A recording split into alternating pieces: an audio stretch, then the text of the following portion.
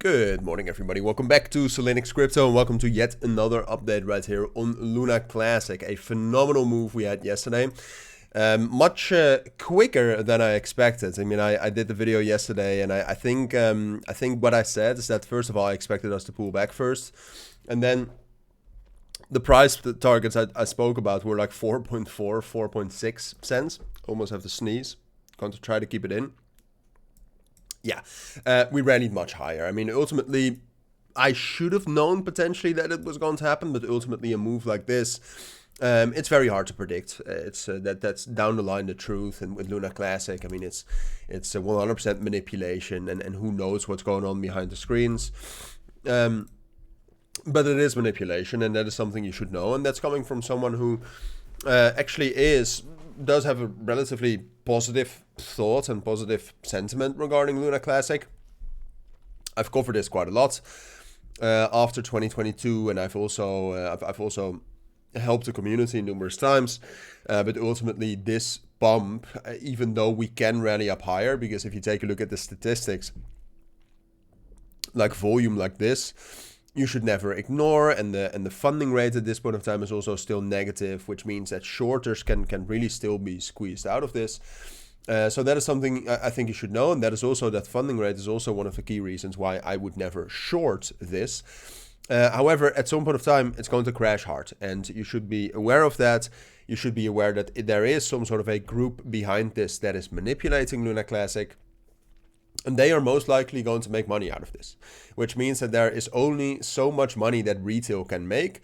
And most of retail, which is you and I, will not make money on this. So keep that in mind.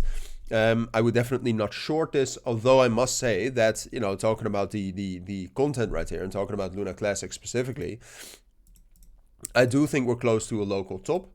We have a strong resistance right here at 6.6, 6.4 cents. We have the yearly rolling VWAP. Which you can see right here. We have already spiked into that level, right? So we have already established some sort of resistance, and it is a very strong historical resistance level right here. Also, the previous value area high of the range we held from February until October 2025, very relevant resistance level, strong resistance level. But then you can also see, if we dive into the order flow, which you can see right here, is that okay, funding rates are still negative. So should you short this? Probably not.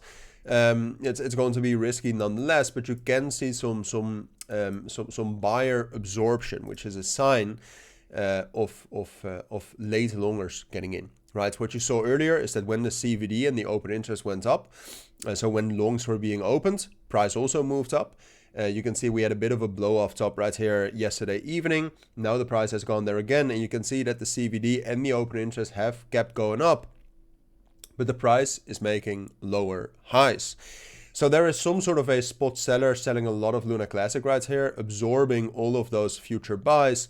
And so if that continues, right? I mean, if we don't see a breakout here above 6.6, which is the key resistance level on the lower time frames, like those longs will be squeezed out, and then we're going to get the crash.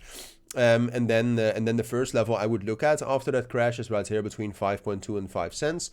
Because of the sheer momentum behind this move, I would be very alert for a second pump. I think that's definitely a possibility. But then the major question is just, well, can you catch the area? Can we catch the level where the early shorters are rewarded, where they get out, and where we can actually get some fresh good leverage back into the price? At this point of time, I would be looking at the level between 5.2 and 4.8. Now, like I said, not rallying up higher is not an uncertainty. We can rally up higher, but then we would need to see a breakthrough, right? And if we see continued spot selling going on, so if we do not get some sort of a swift breakout above 6.6 today, it's going to be later today or potentially tomorrow morning that we can already see that squeeze to the downside. So be ready for that, be aware of that, be warned of that. And I would say at the moment, I actually think it's most likely that we will potentially get one more spike to the upside, but then we will start that move into the downside, so towards 5.2 and 5 cents. Those are my thoughts. I will keep you updated on this in the next couple of days, so keep an eye on the channel for that. For now, that is it though. Have a great weekend, everybody. Take care and bye.